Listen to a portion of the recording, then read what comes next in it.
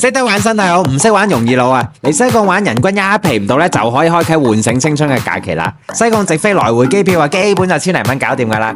管家包機場酒店接送咧就梗噶啦，最緊要係啊，你凌晨肚餓嗰陣，管家都叫到越南粉俾你食，嗰下犀利啊嘛！直接入住市中心高層公寓，唔使好似酒店咁啊，同朋友下下都要登記，嗰下嘢都好緊要噶。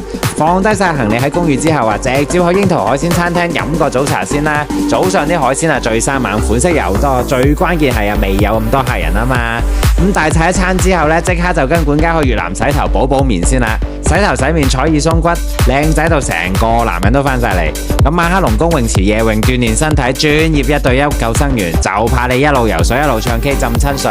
咁最後仲有體力嘅咪去phạm老街、日韓街呢啲兜翻轉咯。周圍都係影相打卡嘅姐姐仔，你會發現啊咁樣嘅西貢呢，同你認知嘅胡志明呢，唔係同一個世界嚟嘅。